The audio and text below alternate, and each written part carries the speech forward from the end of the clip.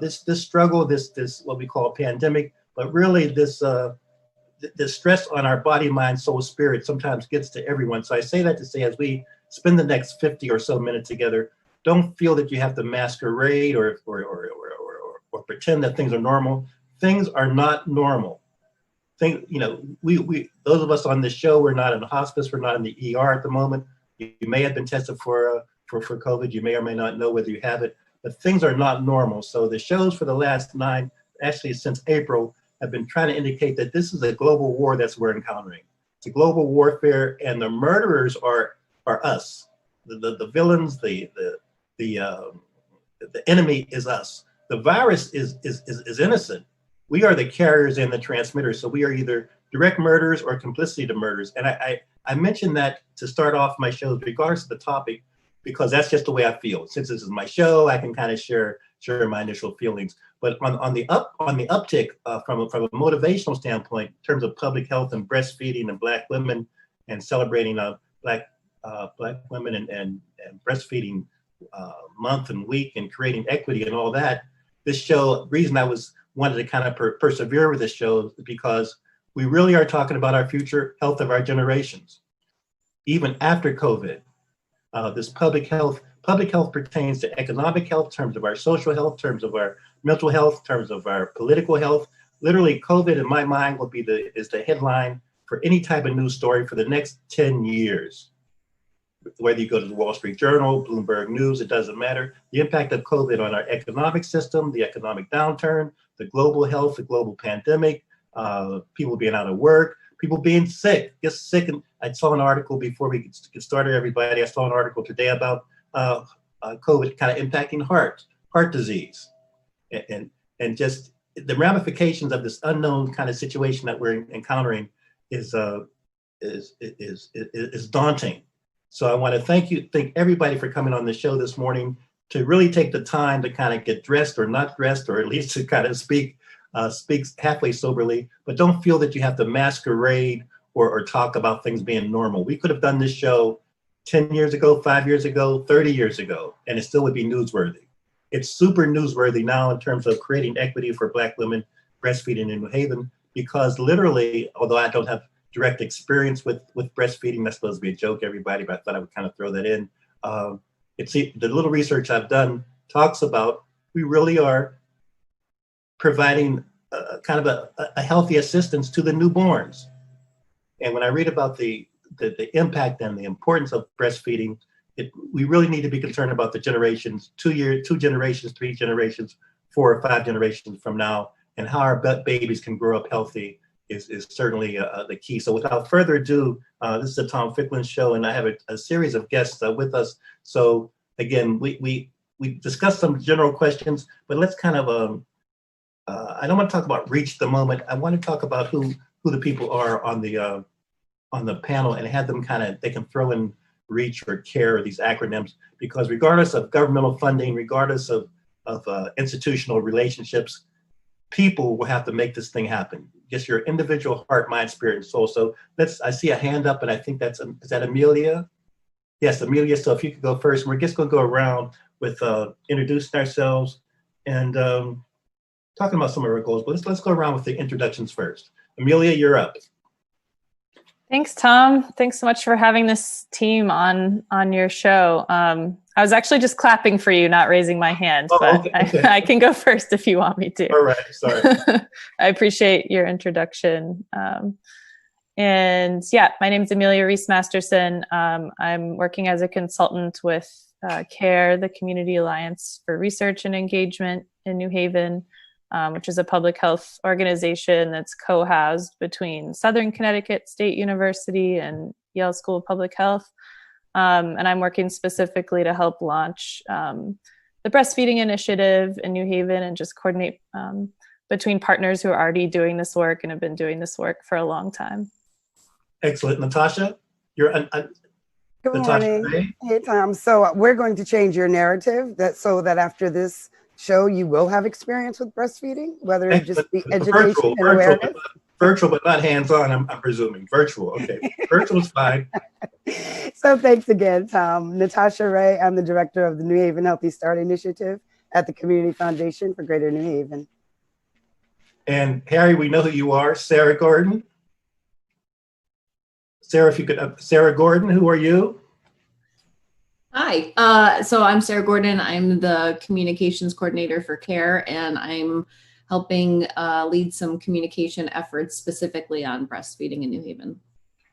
Shanice Frazier, Shamika Frazier, rather. Sorry, Shamika Frazier. It's Shamika. Hi, thank you for having me. My name is Shamika Frazier, owner of New Birth Journey. I'm based in New Haven.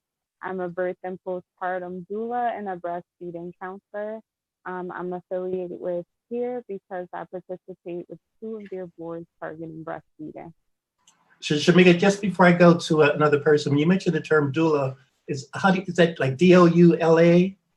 Yes. How do you D-O-U-L-A, yes. And so for some guys or some people that might have never heard that word before, what is that? What is that in brief? What does that mean? So in brief, a doula and a certified breastfeeding counselor. We basically encourage and educate, build confidence and support through each individual birthing and journey. We help with decreasing things like the postpartum depression because we sit there and we cater to birthing people, and we make sure that they feel good, throughout their birth, their labor, their postpartum. We basically could be utilizing a lot of different things. So if you would think of kind of like a support coach or a coach, it will pair up with doula. Perfect. And we'll come back and give you a chance to elaborate a little bit more. You threw in a word, postpartum depression, which again, I'm not going to ask you to define that right now, but on the next go round, because it's so important for, again, I keep in mind that people are listening, that really this is an unknown topic and just one that they may not even care about. But I think once they hear, whether you're male or female, once you hear what you guys are up to and the commitment that you're making and the community benefit, I think we'll have a lot of disciples on board. Danielle, do you have a last name? Yes, it's Blakeney. Miss Danielle Blakeney, tell us about yourself. How are you guys? Thanks for having me. So I'm based out of New Haven. I am a WIC breastfeeding peer counselor and also a certified lactation counselor. And I work out of Yale New Haven Hospital. Excellent. Frankie Douglas is up. Frankie. Hi, I'm Frankie Douglas. I'm the new breastfeeding community health worker. I have a background in nutrition. I studied culinary nutrition in school. And I think that nutrition is just really important starting from birth on. I think that's part of why I'm here. And I think just like as a Black woman, I know that our health isn't always prioritized by society or the healthcare system. And I'm just like here and excited to work with other women in the community to make sure that that's not the case anymore. Excellent. And Frankie, and I appreciate your sharing that. I think you agree, you'll work with some men also. Is that fair to say? Sorry, can you say that again? That you'll work with some men also. You're not working exclusively with women. Actually, so I work for City Seed, and it's like mostly women. We have one. But you're open. Sure, that's a man. Okay, but you're open to men helping out with this breastfeeding thing. I mean, absolutely. Absolutely. So, you can convert me. You guys can convert me between now and 10:52. Chandra Kelsey. Hi, thanks for Chandra, having us. how you doing? Good morning. Good. Thanks for having us. I am a mother of 2. I have a background in public health and am the former co-chair of the Connecticut Breastfeeding Coalition, and I'm assisting with the CARE Breastfeeding Task Force for New Haven. Excellent. Thank you. Sade. Good morning, everyone. My name is Sade Jean-Jacques. I'm an educator and facilitator, founder of Pascal's Body Care, doula, and lactation consultant. And I'm representing Earth's Natural Touch, which I will talk a little bit about soon. Excellent. And Tamika, you're a panelist or you're just kind of sitting in? I'm just kind of sitting in. Whatever you need me to answer. If you have any questions, happy to answer. But hey, everyone, my name is Tamika. I am a research intern with CARE this summer, specifically with the Breastfeeding Support Initiative, and I'm also a rising senior at Yale. Excellent, excellent, excellent. And I think I'm almost sure Kathleen's just listening, so I won't put her on the spot. But if she wants to contribute, she certainly can. Let's begin again the same go round. Amelia, maybe kind of start again with the. I mean, why is this issue important in terms of your role? How does your role help to make it not only an issue of discovery, but an issue of people adopting this new behavior? I'm still kind of ignorant, not aware of why people are not breastfeeding and the importance of it. So unfortunately, we do have to kind of start with the basics of. But tell us about your role and why this celebration of this month, this week, just this behavior that we want to inculcate in people is so important. And again, let me just say, even if you repeat what Amelia says, that's okay, because this show is just to repeat the importance of just the talking points people need to hear, because they really haven't heard them before. Yeah, and I think a lot of others on the call can paint a picture of just what they've seen through their work in New Haven. But yeah, breastfeeding is hugely important, and there are a lot of barriers to it.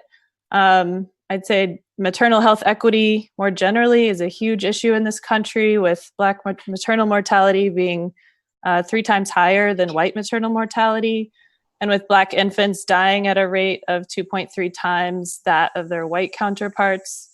And we know that breastfeeding is essentially like a preventive medicine, and it's been called liquid gold. It's something that's free and available, even though there are a lot of barriers sometimes to being able to breastfeed. But breastfeeding can help prevent and lower the rate of infant mortality. It also has a lot of benefits for the mother, which I think we'll get into.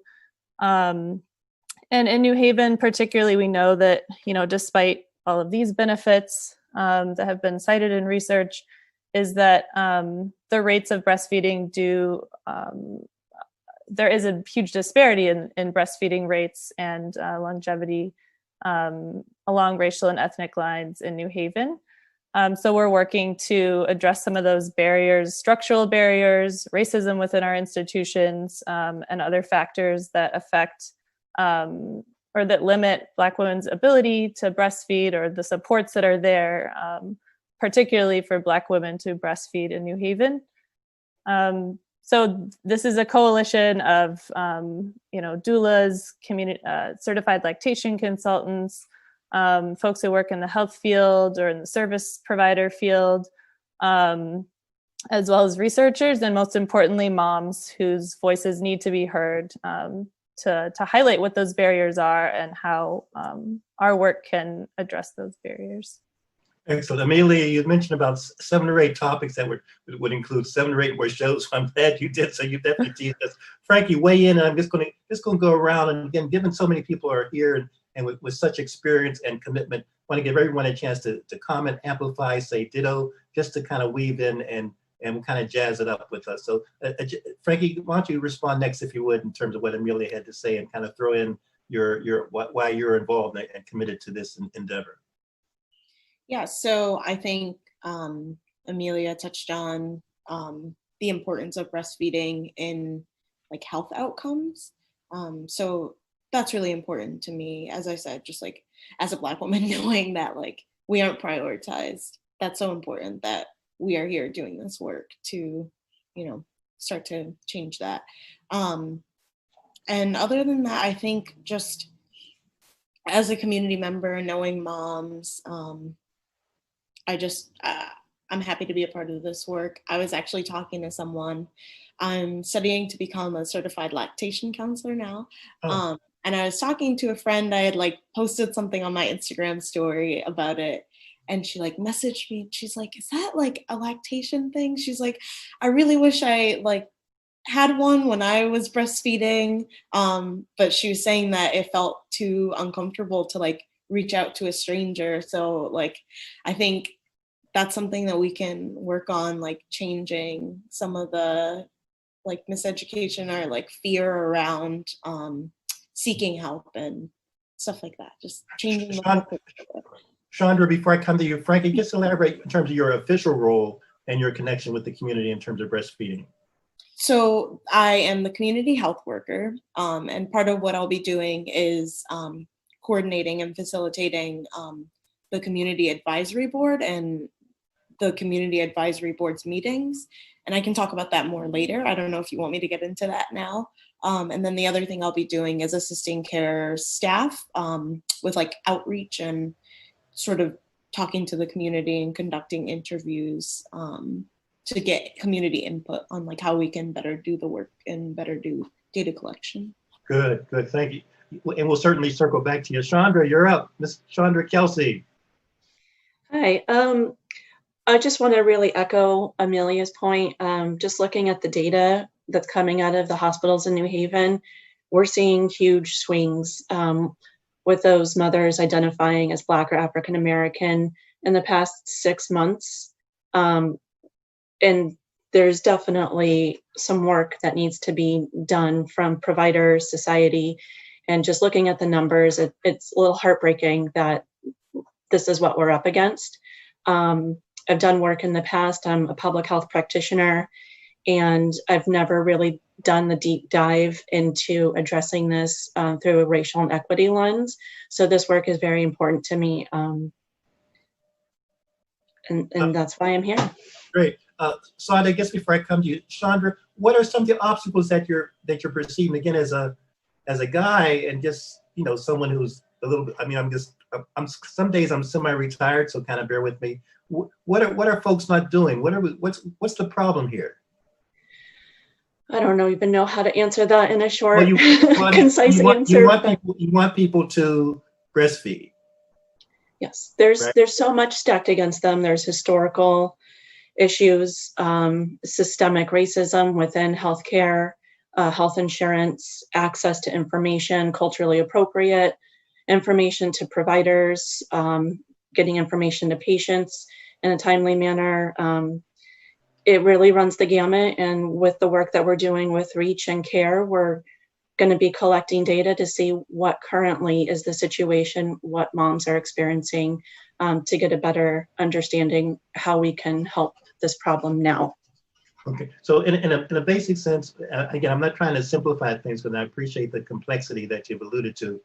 But do I hear you saying that women need to be trained / educated, motivated? They're just unaware of doing it?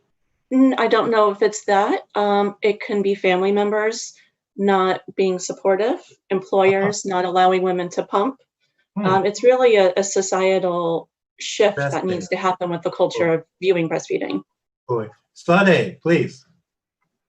Hi. So I'm currently a breastfeeding mom. So my daughter's a little over 2.5 years old, and that's part of the reason why I wanted to become a lactation counselor. But I think, you know, to your earlier question, Tom, about, you know, what needs to be done, I think part of the issue is, right, you don't know what you don't know. And for a lot of folks in preparing for, you know, to give birth, there's certain information that is just not readily accessible.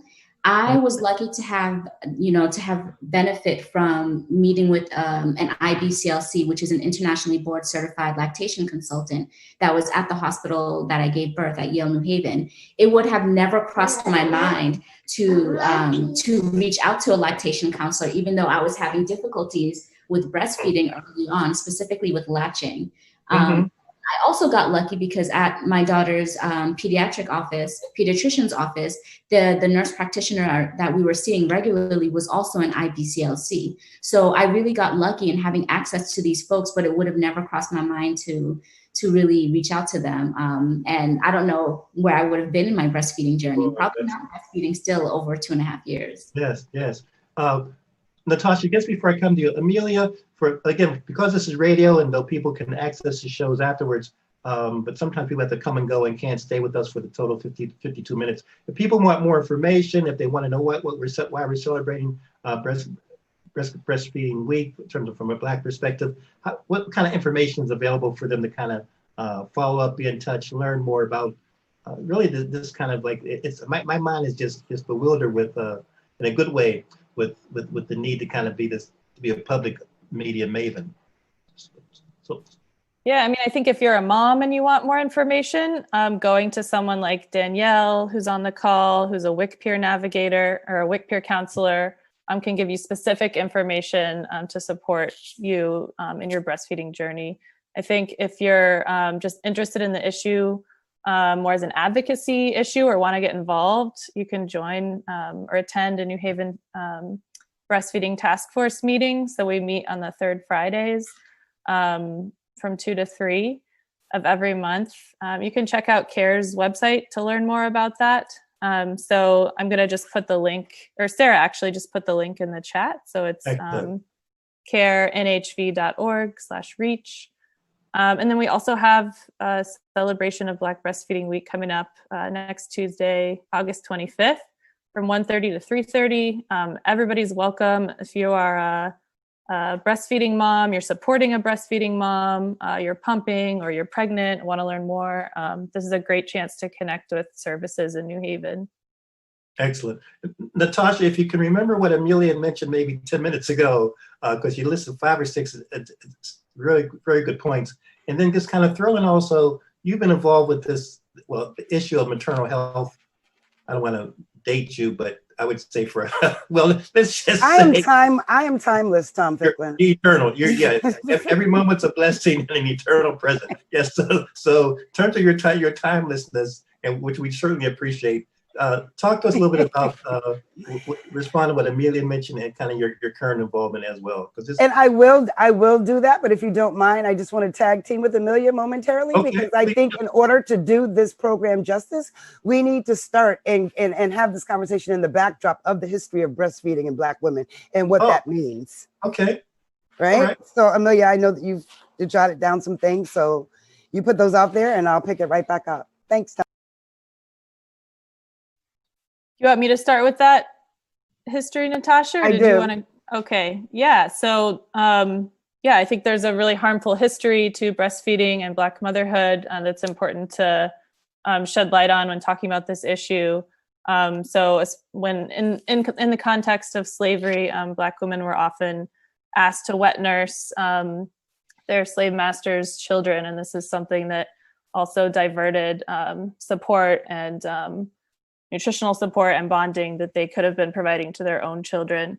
And it's something I know that is still harmful and something that needs to be discussed today when we talk about breastfeeding. And I think others on the call who are Black breastfeeding moms can talk more about how that affects their community today. But, you know, our history of racism needs to be acknowledged in most health fields. And this is something particularly to breastfeeding that you know, the racial and ethnic disparities that persist today are rooted in those severe instances of racism and in slave ownership in our history, and we need to acknowledge that. Amelia, thank you. So Natasha, and I, you know, I read that some of the talking points we've discussed, and the reason I didn't bring that up immediately, although I'm really glad that you did, is because, again, I'm coming from a really not informed standpoint on this. Black women are not breastfeeding because why? So that, I don't know, that's a pretty powerful statement. Don't know that I would say that Black women are not breastfeeding.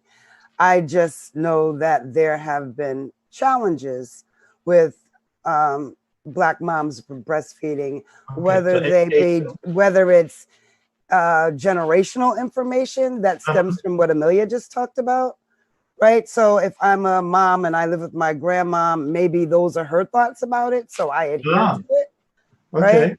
Okay. I don't know how, you know, who knows that it's Connecticut law for your employer to create a place for you to breastfeed that doesn't include a bathroom stall. So society makes it uncomfortable to do it because you're publicly displaying. That's absolutely right. And lack of support. Okay. You know, whether it be within the family, within your employer, within your within your household, and like one of the other young ladies that said, not knowing that what's available to you or not. Right. So if Cardi B did a video with breastfeeding, you say it would be popular. I'm not being facetious. I'm being really kind of serious here. No, I hear you, because a lot of times it's not the message, it's the messenger. No, I get it. So if Cardi B did a video on the importance of breastfeeding, or showed, I mean, she's showing her breast anyway enough that all we need now is just a baby nearby, and we get the hint. So I don't know that I would take a celebrity approach, because people want to see people who they can relate to. All right. So we could put Sonic on video then. Yeah. Absolutely. Absolutely. Because, you know, immediately, oh, Cardi B has 7 nurses. Cardi B has access to this. You know what I mean? So it's not realistic for, you know. Okay. You know, I can have her on my playlist, but I don't know that I necessarily want her. You know what I mean? Okay. Right. But yes, to your earlier mention, yes, the Healthy Start program was first established as a pilot program like in 1991 in response to the astronomically high infant mortality rates during that time. We began with 15 sites at that time. And since, we've expanded to 101 sites nationwide. And we've been here in New Haven since 1998. And we came in the door with our efforts focused on racial and ethnic health disparities. It's actually the name of the grant, eliminating racial and ethnic health, you know, ethnic health disparities. So to, you know, to have this, I'm looking for my big girl words now. So to have this awakening about the impact of racism. Yes. At this time, I mean, yay, welcome. But you know, I mean, it's been decades long, and you know, it's not new to us. And because of our community-driven approach to this work, we hear from the community about their experiences while accessing healthcare. And that, coupled with what research has been informing us, again, for decades, you know, a lot of people are talking about, you know, social determinants of health, and, you know, what are those social determinants? No, we should be clear that they're structural determinants of health, right? So the barriers are created. Indeed. To disenfranchise one community and advance another community. So I think we need to be clear about that. Indeed. Shamika, just before I come to you, and Amelia mentioned the celebration next week. How is that designed to encourage, motivate, inform, and educate?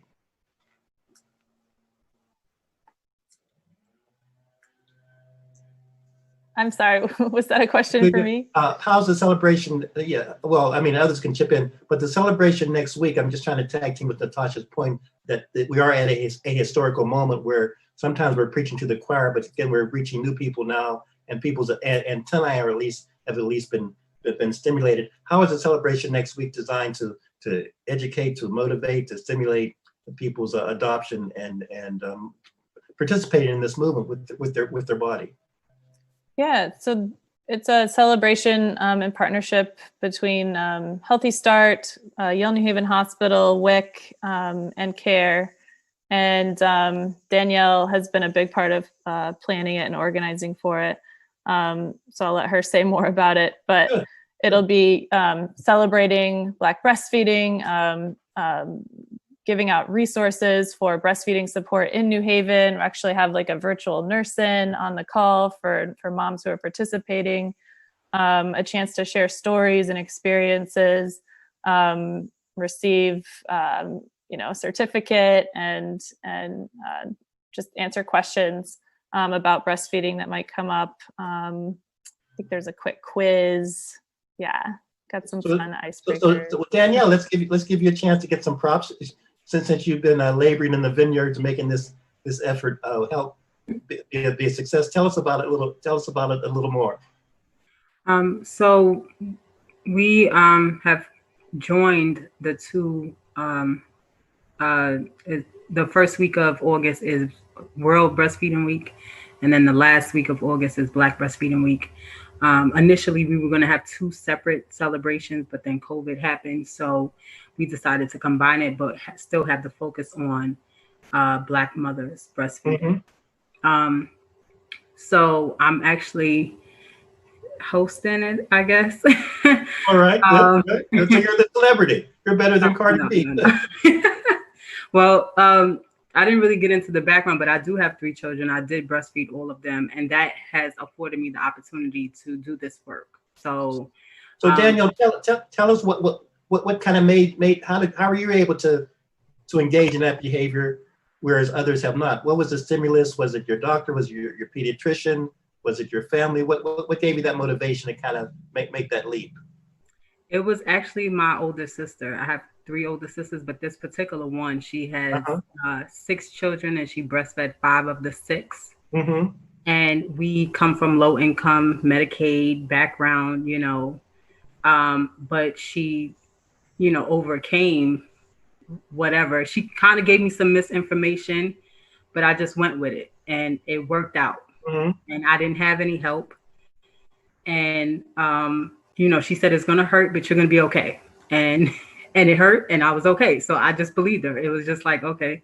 But coming into this position and learning more about breastfeeding, I've been able to take my personal experiences and tie it in where it needed to be tied in, but still come with evidence-based practices that can help to facilitate positive outcomes.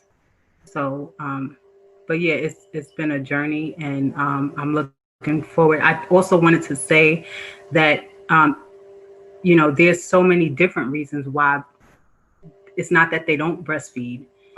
We may not know. This is one thing. When they leave the hospital, because you're taking information from the hospital, they may not be a breastfeeding mom. But when I connect with them after they get home, they might be a fully breastfeeding mom. Okay? What makes that conversion happen? Is it your presence, your familiarity, or?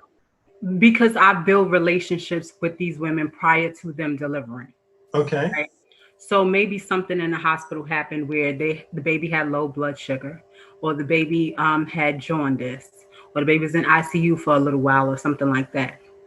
In the hospital, the weight is dropping. So now they want to give formula. Now mom comes home, and now we're just kind of getting the baby back to their normal state where they should do lots of skin to skin and facilitate breastfeeding on their own. The baby should be doing it on their own, right? I talked to this mom, and we worked through it, and then now the baby is fully breastfeeding at some point or whatever. But that data doesn't get collected because only, you understand what I'm saying? So when I had my my second child, we was discharged, and she was a fully formula fed baby. But for the whole week she was in ICU, and she was given formula. I didn't latch. They didn't encourage me to latch, and they didn't encourage me to pump. Well, when I got home, I latched her, and I breastfed that child for 4 years. She didn't get an ounce of formula after that. So this is what I'm saying. It doesn't mean that we're not breastfeeding. It just means in the hospital, they don't have the adequate support. They need more brown girls. I'm sorry, I'm just keep it real. They need more brown lactation consultants.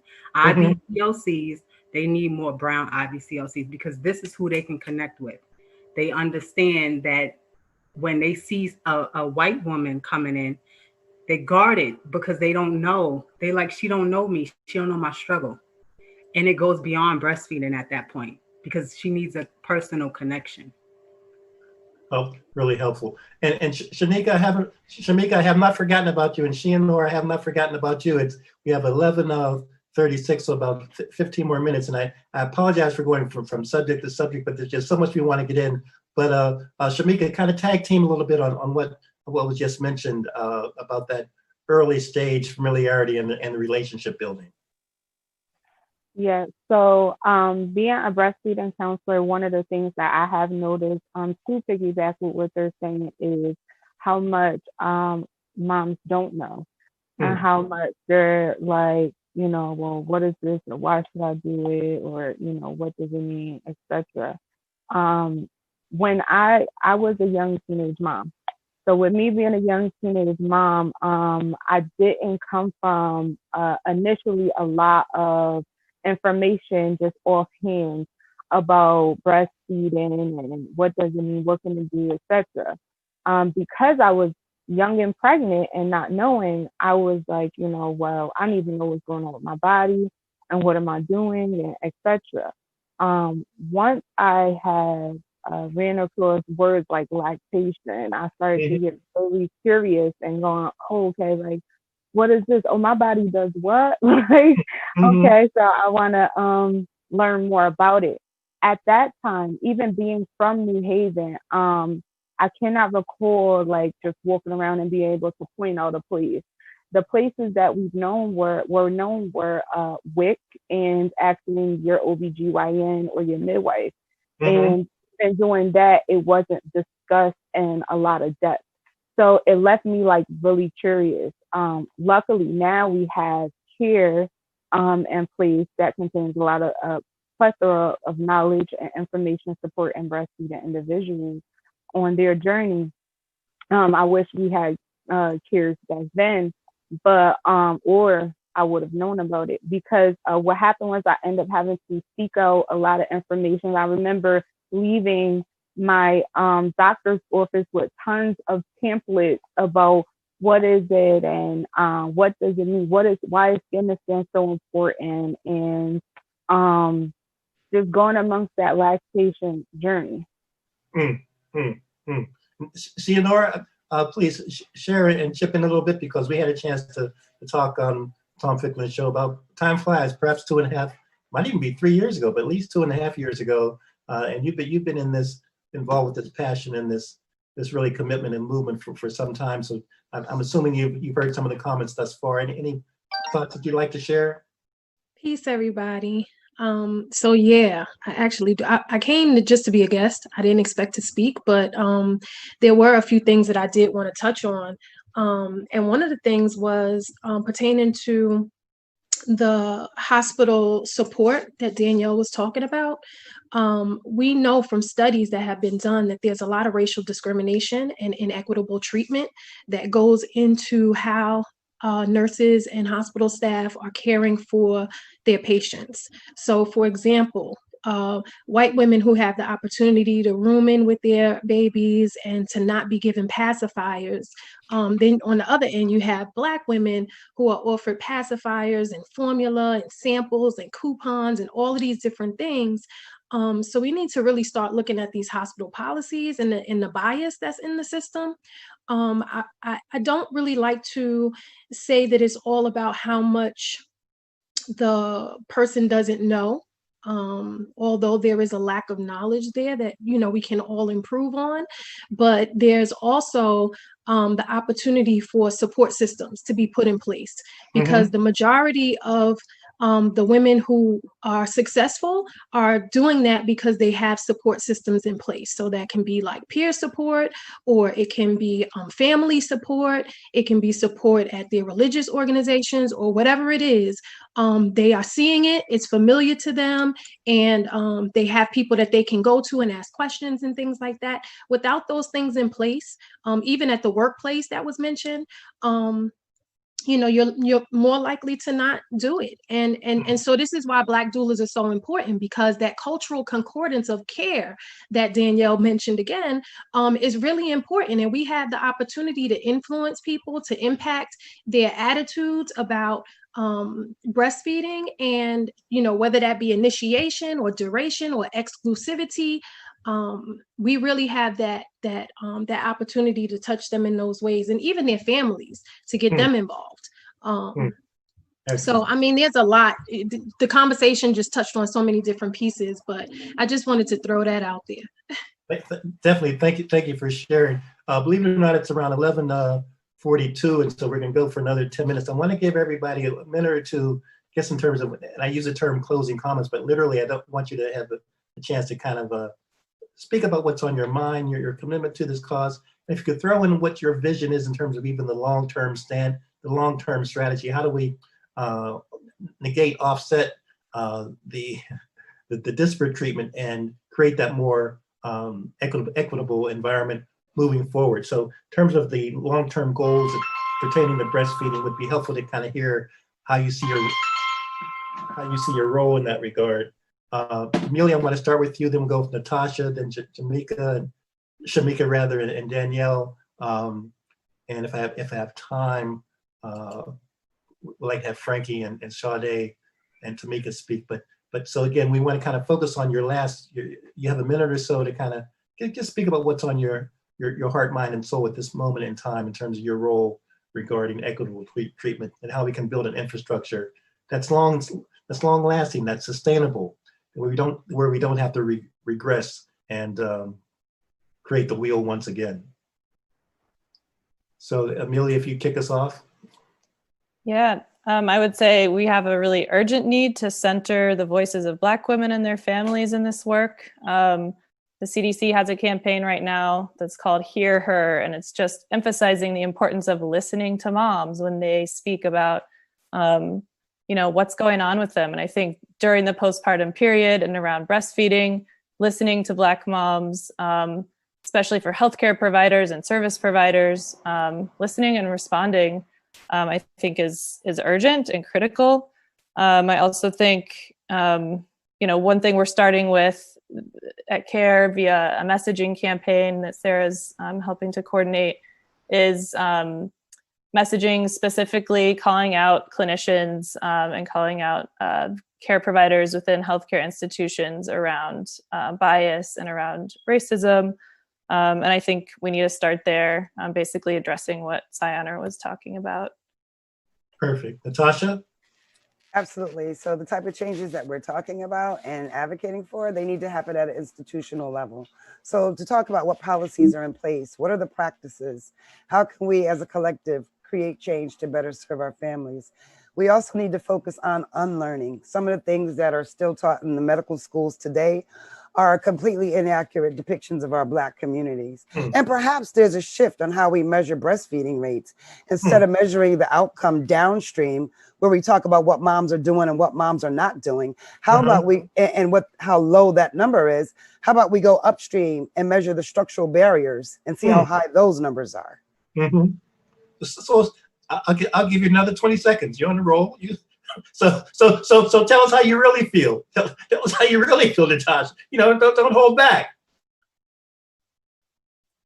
You can unmute yourself. How do you really feel? No. Well, yeah. I mean, again, as I previously stated, Healthy Start has been doing this work, and we've been advocating. We've been on the ground. We've been doing it at a grassroots level. We've also been engaging providers and providing racial equity trainings and bringing together community residents and service providers in the same room so that there can be a dialogue that happens, that people will go back and create change within the institutions. I mean, like one horrendous example about, we talked about formula is, how many of our families know that the FDA did not regulate the content of formula until 2014?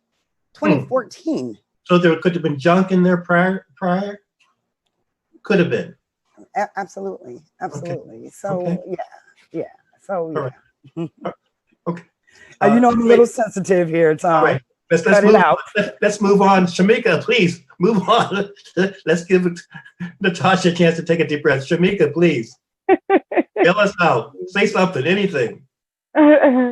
Well, what is one of the most important parts to me being a doula and breastfeeding counselor is reminding clients, especially in our Black and minority birthing people, to not be afraid to use their voice in these doctors' offices, birthing places, and to educate them on their birthing rights and their breastfeeding rights. With doing this, I believe it can help decrease the maternal mortality rate. Also, I would like to see New Haven, along the town, be more proactive with especially getting in touch with WIC and CARE and other local breastfeeding counselors and lactation counselors. WIC is the acronym for WIC. What is that? That's the food for when you the say acronym WIC. for what?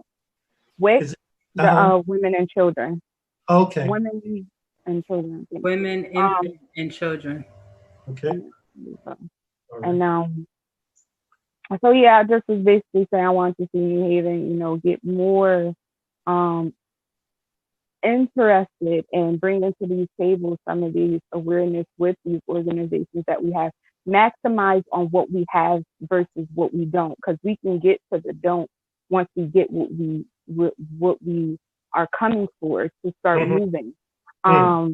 One of the things that I also was thinking of, we have the Green, which is a major space downtown. When we are able to actually interact, it would be nice to even use some of these wellness trucks that are driving around and they stop and they do free care services.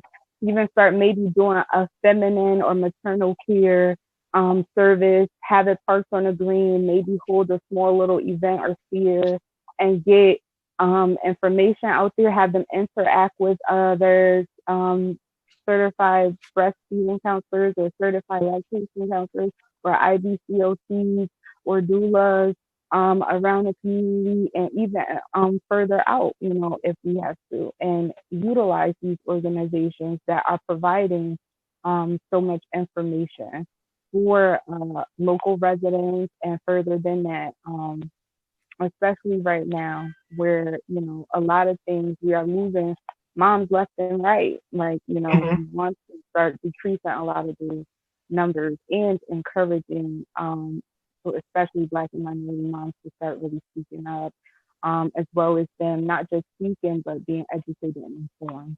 Excellent, excellent. Danielle? Hi again.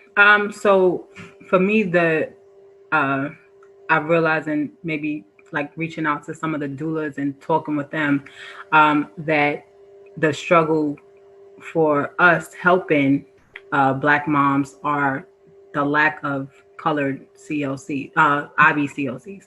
So that's kind of been what I've been doing behind the scenes in addition to my job, reaching out to IBCLCs and saying, hey, can these doulas or CLCs get the clinical hours? I already have clinical hours, so I'm trying to, facilitate that so that we can be ready to sit for the board exam. And I think having more Black professionals, that if these moms are having more difficult issues, we'd be able to assist them with that instead of sending them out to someone that they're not familiar with. Just me continuing to help encourage these moms and, build that relationship and, letting them know, like having them feel empowered, that they know that they can do something for their babies that no one else can do. Frankie?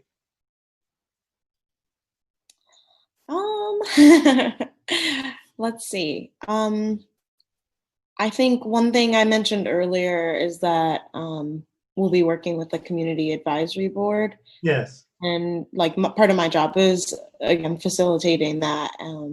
And I think I'm excited because I think that's an important part of the work that we'll be doing and the data collection that we'll be doing.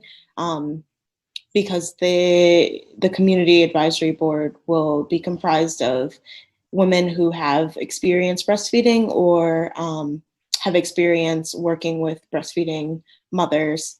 And they'll just be giving input on the work that we're doing and helping make sure that we are really serving the community versus in an appropriate way.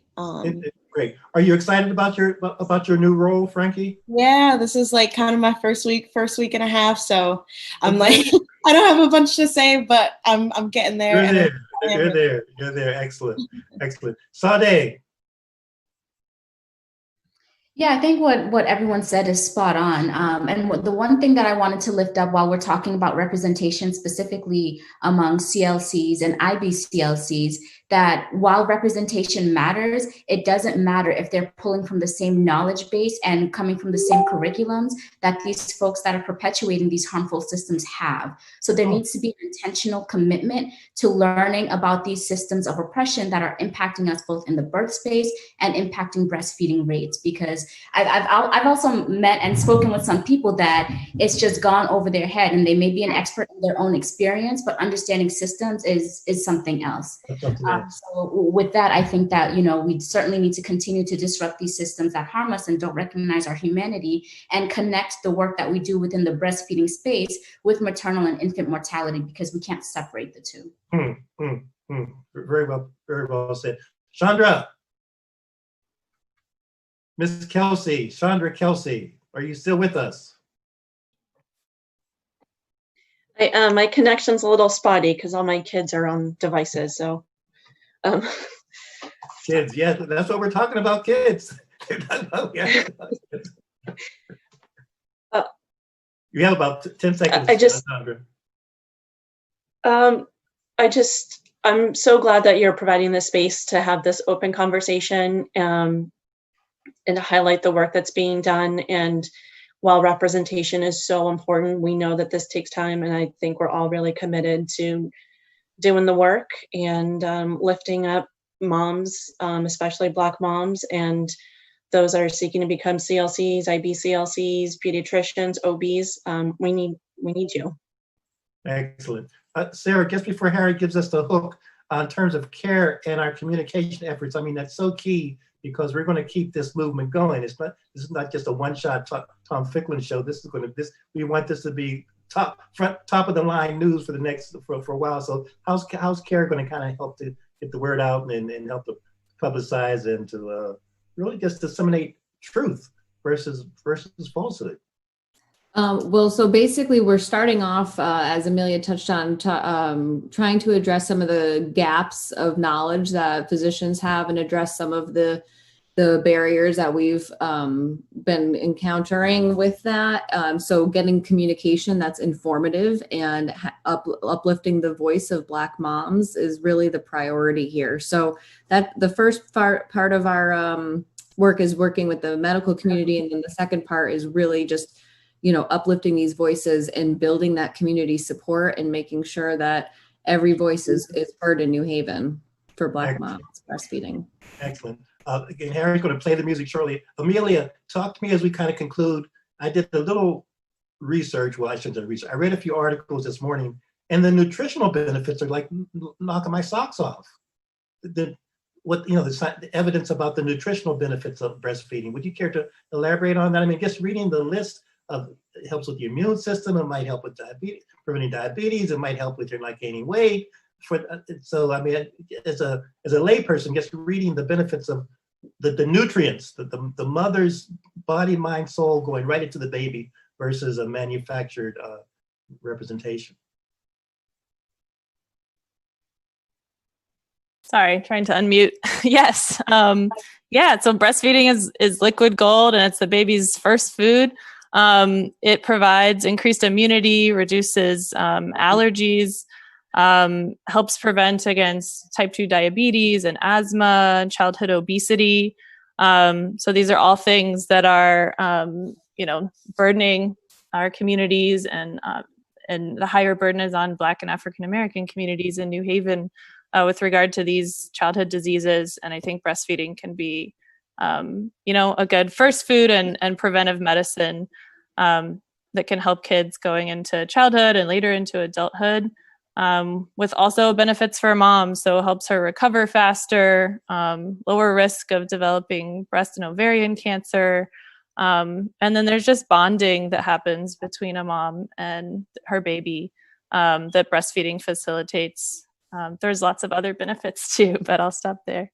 Well, and just as we conclude, when you mentioned the bonding, a little research I've done to talk about the OxyContin, just we talk about bonding maybe a psychological, but it's also physiological. There's really the emotional identity of the baby is accelerated, is impacted positively. So it's just not we hear bonding and it's just not like holding and kissing, but literally there's a physiological armor that's kind of increased in love. It's making love manifest. It's a medical way of looking at how love manifests itself. So I appreciate all of you kind of joining. I apologize if I've gone back and forth too much, but this is just such a voluminous topic, but also such an exciting topic. So I guess what I'm trying to say is we got to have everybody back.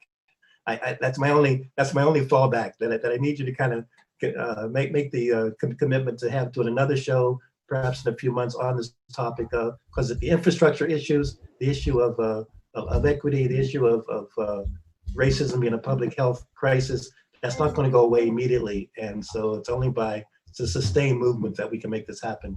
But thank you, everyone. Thank you, Harry, and thank everybody for listening to the Tom Ficklin Show. Source from which all things come. Security blanket with the stars. Understand what black is.